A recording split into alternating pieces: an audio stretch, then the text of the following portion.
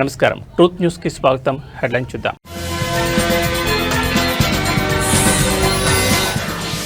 రేపు జూబ్లీహిల్స్ అసెంబ్లీ నియోజకవర్గ ఉప ఎన్నిక నోటిఫికేషన్ విడుదల. షేక్పేట్ తహసీల్దార్ కార్యాలయం వద్ద 144 సెక్షన్ విధింపు.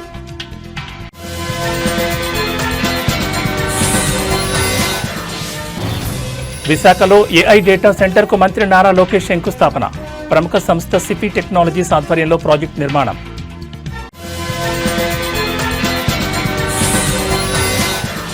కడపలో మద్యం మత్తులో యువకుడి వీరంగం. రోడ్డుకు అడ్డంగా కారు పెట్టి హల్చల్.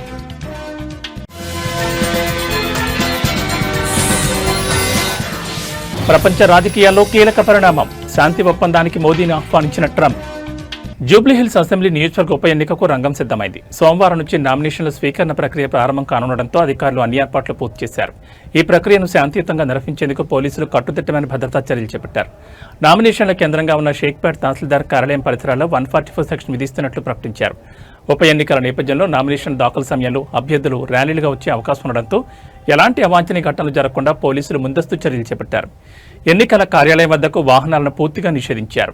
నామినేషన్ దాఖలు చేసే అభ్యర్థితో పాటు కేవలం 4 మాత్రమే కార్యాలయంలోకి అనుమతించనున్నారు. తహసీల్దార్ కార్యాలయానికి వెళ్లే 18 మార్గాల్లో ప్రత్యేకంగా చెక్పోస్టులు ఏర్పాటు చేసి నిఘా పెంచారు. మరోవైపు ప్రధాన రాజకీయ పార్టీలు ఇప్పటికే తమ అభ్యర్థులను ఖరారు చేసే పనిలో ఉన్నాయి. అధికార బీఆర్ఎస్ పార్టీ తరపున మాగంటి సునీత పేరును ప్రకటించగా కాంగ్రెస్ పార్టీ నుంచి నవీన్ కుమార్ బరిలో నిలవనున్నారు. బీజేపీ అభ్యర్థి ఎవరనే దానిపై ఇంకా స్పష్టత రావాల్సి ఉంది. నామినేషన్లు వేయడానికి 10 రోజుల సమయం ఉండడంతో అభ్యర్థులు మంచి ముహూర్తం కోసం ఎదురుచూస్తున్నారు. పశ్చిమ మండలం డీసీపీ సిహెచ్ శ్రీనివాస్ నేతృత్వంలో ఈ బందోబస్తును పర్యవేక్షిస్తున్నారు. అడిషనల్ డీసీపీ, 2 ఏసీపీలు, 5 సీఐలు, 9 మంది ఎస్ఐలతో పాటు 59 మంది సిబ్బంది, 2 ప్లాటూన్ల బలగాలు ఎన్నికల విధుల్లో పాల్గొంటున్నాయి. నామినేషన్ ప్రక్రియ ముగిసే వరకు ఈ భద్రతా వలయం కొనసాగుతుందని అధికారులు స్పష్టం చేశారు.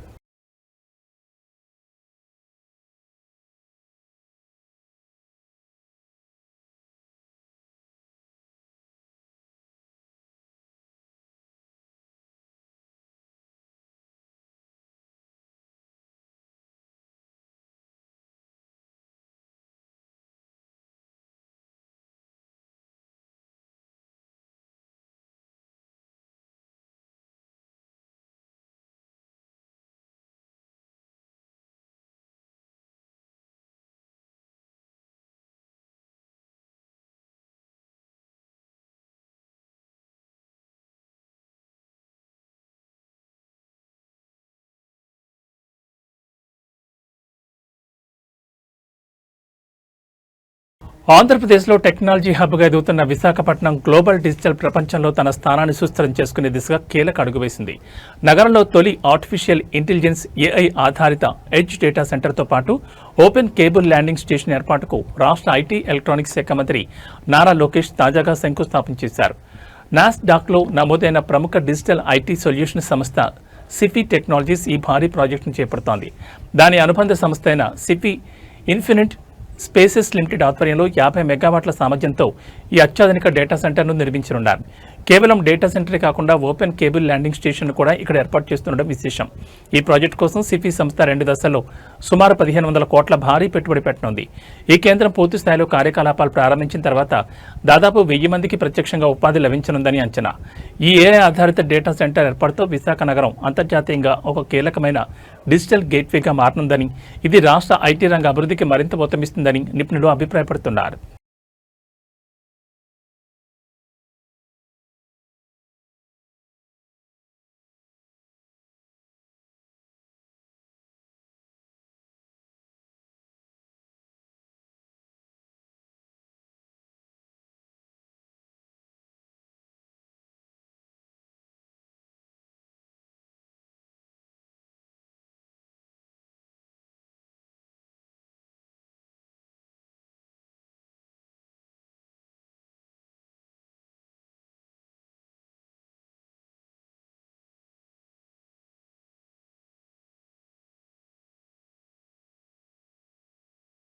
కడపలో మధ్యమత్తులో ఓ యువకుడు వీరంగం సృష్టించాడు. నడి రోడ్డుకు అడ్డంగా కారు పెట్టి దానిపైకెక్కి హల్చల్ చేశాడు. తన కూతురుపై రేప్ చేశారని, ఆమె చనిపోయిందని హంగామా సృష్టించాడు. పవన్ కళ్యాణ్ ఎక్కడ చంపేస్తారో అనే భయంతోనే టీడీపీ అంటే ఇష్టం లేకపోయినా ఓట్లు వేస్తామని చెప్పాడు. తమ కుటుంబం వైఎస్ కుటుంబానికి వీరాభిమానం అంటూ అసలు పొంతనలేని సమాధానాలు చెప్పాడు. రోడ్డుపై ప్రయాణికులను అడ్డుకుంటూ వారికి ఇబ్బందులు కలిగించాడు. చివరికి పోలీసులకు ఫిర్యాదు చేయడంతో రంగంలోకి దిగి అతన్ని పోలీసులు అదుపులో తీసుకున్నారు. అనంతరం అక్కడి నుండి పోలీస్ స్టేషన్కు తరలించారు. దీనికి సంబంధించిన వీడియో సోషల్ మీడియాలో వైరల్ అవడంతో అతనిపై కఠిన చర్యలు తీసుకోవాలని నెటిజన్లు కామెంట్లు చేస్తున్నారు.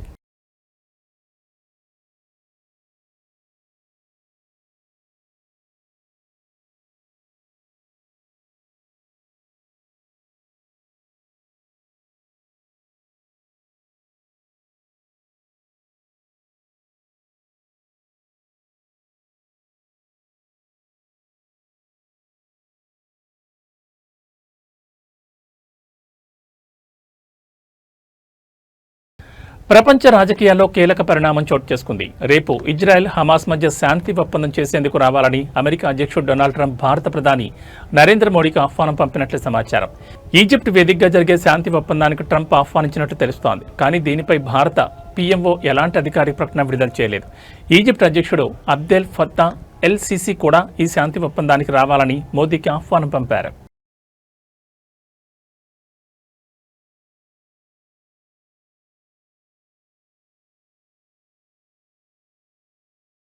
జనగామ జిల్లా 10వ ఆవిర్భావ దినోత్సవ వేడుకలు స్థానిక ఎన్ఎంఆర్ గార్డెన్లో ఘనంగా జరిగాయి. ఈ సంబరాలను సోషల్ వాయిస్ ఫౌండేషన్ మరియు జనగామ రచయితల సంఘం సంయుక్తంగా నిర్వహించాయి.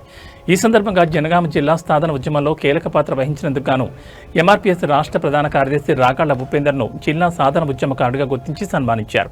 ఈ సన్మాన కార్యక్రమానికి తెలంగాణ తొలి ఉప ముఖ్యమంత్రి డాక్టర్ టి రాజయ్య మరియు కేంద్ర సాహిత్య అకాడమీ యువ పురస్కార్ అవార్డు రహిత ముఖ్య అతిథులుగా హాజరయ్యారు. వారి చేతుల మీదుగా రాగాళ్ల ఉపేందర్ను శాలువాతో కప్పి ప్రశంసా పత్రంతో ఘనంగా సత్కరించారు. ఈ సందర్భంగా రాగాళ్ల ఉపేందర్ మాట్లాడుతూ జిల్లా సాధన కోసం పోరాడిన స్ఫూర్తిని కొనసాగించాలని పిలుపునిచ్చారు. జిల్లా సాధన కోసం మనం ఎలా అయితే పోరాడామో నేడు అదే బాధ్యతతో జిల్లా సమగ్రాభివృద్ధి కోసం ఉద్యమించాలని అన్నారు.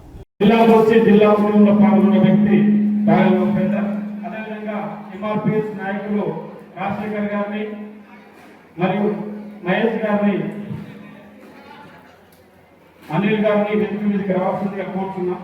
దయచేసి త్వరగా అన్నారండి.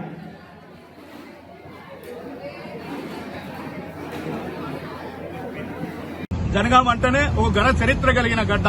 జనగామ అంటేనే వీర తెలంగాణ సాయుధ పోరాటానికి ఊపిరినిచ్చిన గడ్డ. రజాకార్ల మూకలు నిర్బంధంతో అణిచివేతలకు గురి చేస్తున్న సమయంలో ఆ రజాకార్ల మూకలను తిరుగుబాటు చేసి కేతనాన్ని ఎగరేసిన గడ్డ జనగామ గడ్డ. అలాంటి త్యాగాలకు వీరులకు పుట్టిన గడ్డ జనగామ. రవాణా పరంగా తెలంగాణ భౌగోళిక ముఖ చిత్రానికి సెంటర్. పరంగా అన్ని జిల్లాలకు ఈ జిల్లా నుంచి పోవడానికి అవకాశం ఉంటది. జనగామ జిల్లా చరిత్రలో సజీవంగా నిలిపే విధంగా, పోరాటానికి చిహ్నంగా ఉండే విధంగా తెలియాల్సిన అవసరం ఉన్నదనే విషయాన్ని కూడా మరొకసారి గుర్తు చేస్తూ, జనగామ పోరాడి సాధించుకున్న అభివృద్ధిలో మాత్రం వెనుకబడి ఉన్నది. అభివృద్ధి విషయంలో, రవాణా విషయంలో, ఉపాధి విషయంలో, అనేక అంశాల విషయంలో కూడా పూర్తిగా వెనుకకు నెట్టివేయబడ్డ జిల్లాగా జనగామ మారిందనే విషయాన్ని కూడా మనం చెప్పాల్సిన అవసరం ఉన్నది. ఈ జిల్లాకు అమలైన హామీలు కూడా ఇంతవరకు నెరవేరలేదు.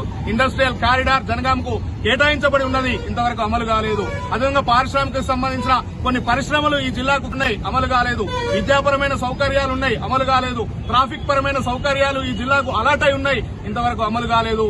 ఇప్పటికీ ఉపాధి అవకాశాలు లేక ఉదయం పుష్పులకు ప్రయాణమై నిత్యం మల్ల కాకతీయకు రిటర్న్ వచ్చి పెయింటింగ్ పనులు చేసుకుంటూ ఇక్కడ చదువుకున్న యువత హైదరాబాద్ కు వలసపోతున్న పరిస్థితులు ఏర్పడుతున్నాయి. కాబట్టి ఈ జనగామ జిల్లా పాలకులకు నిజాయితీ చిత్తశుద్ధి ఉంటే జనగామ జిల్లా యువకులకు, యువతకు ఉపాధి అవకాశాలు కల్పించే విధంగా ప్రత్యేకమైన చొరవ తీసుకోవాల్సిన అవసరం ఉన్నదనే విషయాన్ని కూడా మరొకసారి గుర్తు. అధికార యంత్రాంగాన్ని ఒకవైపు, రాజకీయ పక్షాలను మరొక వైపు, పాలకులను మరొక వైపు ఈ మెదక్ జిల్లా కొల్చార మండలం ఏడుపాయల ప్రాంతంలో దారుణమైన సంఘటన వెలుగుచూసింది. ఏడుపాయలకు వెళ్లే రహదారిలోని ఒక వెంచర్ ఆవరణలో గుర్తు తెలియని దుండగులు ఒక మహిళపై అత్యాచారం చేసి అనంతరం ఆమెను చెట్టు కట్టేసి పారిపోయారు.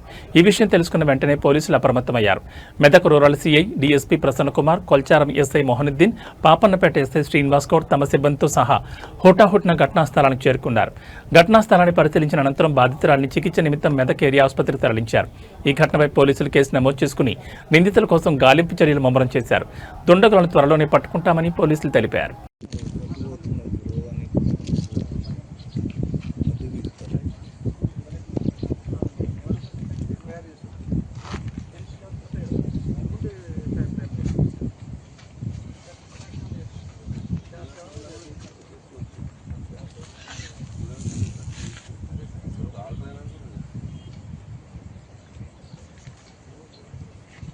బెల్లంపల్లి మాజీ ఎమ్మెల్యే మరియు బీఆర్ఎస్ నాయకులు దుర్గం చెన్నయ్య పట్టణంలో ఇంటింటికి తిరిగి కాంగ్రెస్ పార్టీకి సంబంధించిన బాకీ కార్డును పంపిణీ చేశారు.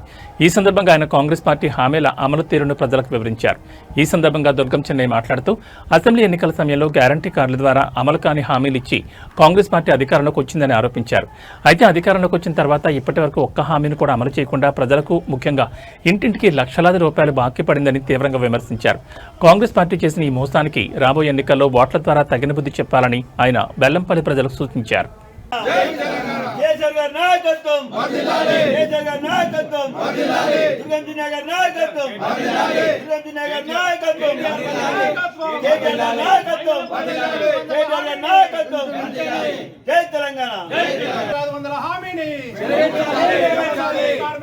కార్మికులకు నెలకు 4,000 పెన్షన్, 6,000 పెన్షన్, కళ్యాణ లక్ష్మిని వెంటనే, విద్యార్థులకు స్కూటీని వెంటనే, సంవత్సరానికి 5 లక్షలు వెంటనే, రైతులకు రైతు భరోసా వెంటనే, 500 బోనస్ వెంటనే. ఓం సాయిరామ్, ఓం సాయిరామ్. షాదీ ముబారక్ను తర్వాత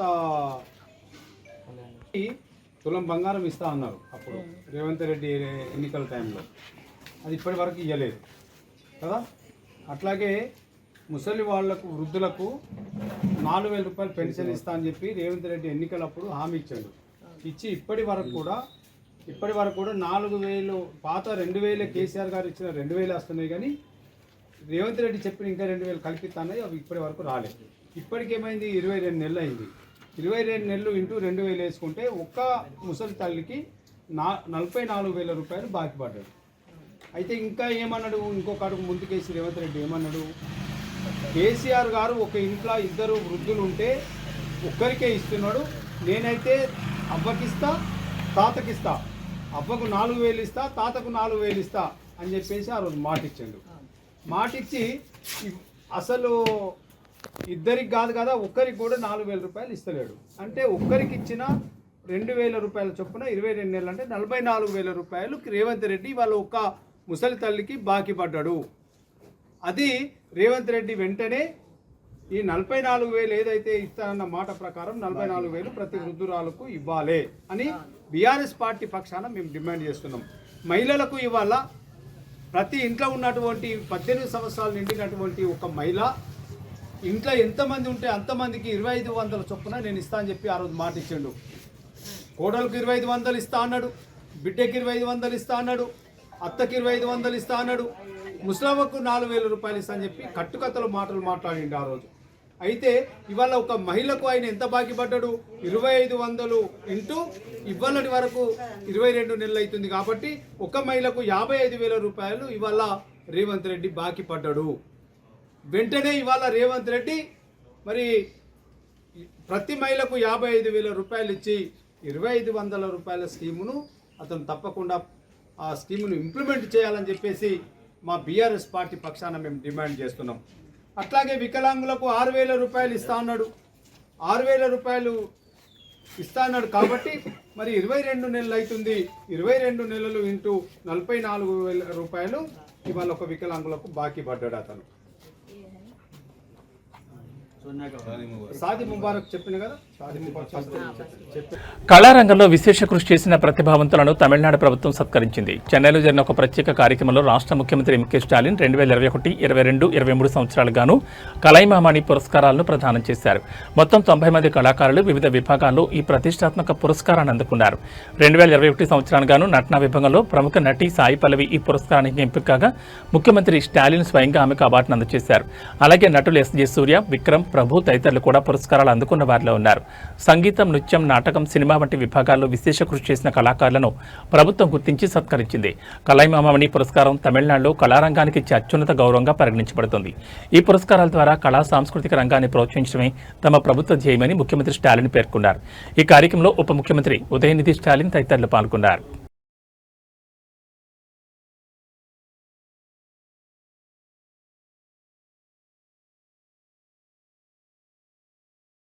ఇవి బులెటిన్ విశేషాలు. మరో బులెటిన్లో మళ్ళీ కలుసుకుందాం. నమస్కారం.